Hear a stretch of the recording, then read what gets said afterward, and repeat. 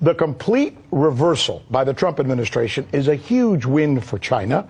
The United States was going to levy some $34 billion in imports from China starting this week on the 6th. And Trump had threatened another $400 billion, apparently on top of that. China got what it wants. And by the way, Wall Street also got what it wanted.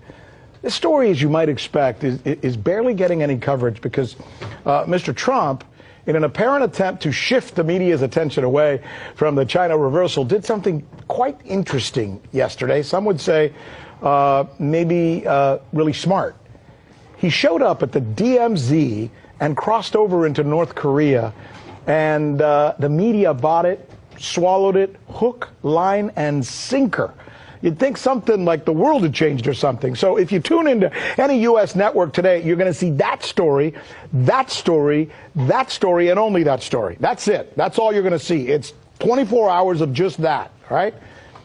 Is it media manipulation at its absolute best? Why? Well, it denies the China victory, right? U.S. reporters don't want to tell you that China just scored a huge win over the United States. It overcovers a meeting which may not amount to anything at all. And then there's another story that the mainstream media may be misreporting as well. And I want to play something for you. This is interesting. Listen here. This is George Galloway. He was on this morning with my colleague Manila Chan, who does a fabulous job on In Question, by the way. Listen to what he is suggesting here about who's really pulling the strings of these protesters. I have no doubt that there are foreign hands in this trouble. I see this as another of these color-coded revolutions, so-called, that took place in the Ukraine and in Georgia and many other places.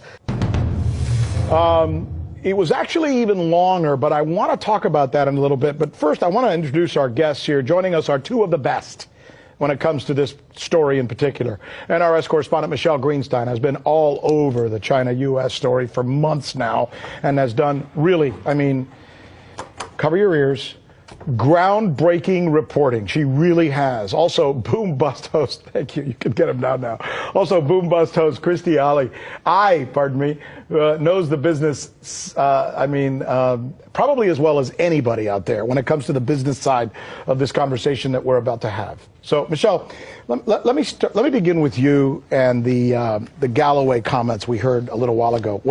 What he seems to be saying is that what's going on in Hong Kong may not actually be what it appears to be, that there's something behind this, something pushing, someone perhaps with an agenda. Is he right?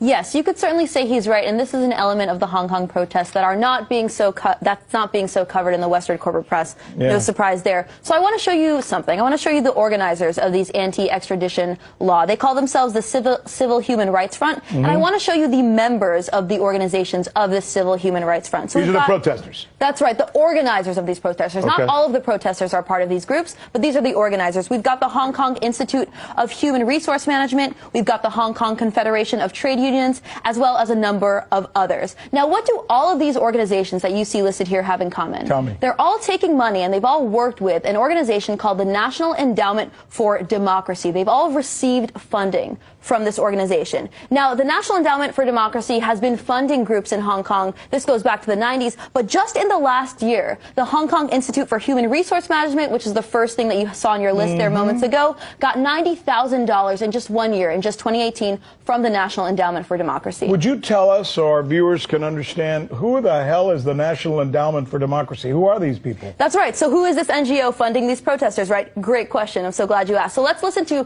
Carl Gershman. Here's what he had to say. He was actually the president of the National Endowment for Democracy at the time he said this. He said, "It would be terrible for democratic groups around the world to be seen as subsidized by the CIA. We saw that in the 60s, and that's why it's been discontinued. That's why the endowment was created." So here we have this NGO that's been created to, in a sense, do the CIA's work overtly. And let's hear it from Alan Weinstein, who actually helped draft the legislation to create the NED. Here's how he put it. He put it a bit simpler. He said, a lot of what we do today was done covertly 25 years ago by the CIA. So you don't have to take it from me. You can take it from these men who were involved from the ground up at the National Endowment for Democracy. Here they are saying that this is, in a sense, a front for the CIA itself. And as you know, the CIA loves funding opposition groups. Well, but, you know, a lot of Americans don't know this, right? I mean, you and I this weekend were texting back and forth about the fact that just as back in 2009, the United States actually perpetrated a coup in Honduras, right? The country where we're having all these problems now with all these immigrants coming. That's right. The Obama administration, and it was led by none other than Hillary Clinton, right? That's right. That's kind of, and that's just we do this. Many right-wing coups that the U.S. has supported in the past. Of course, the National Endowment for Democracy was involved in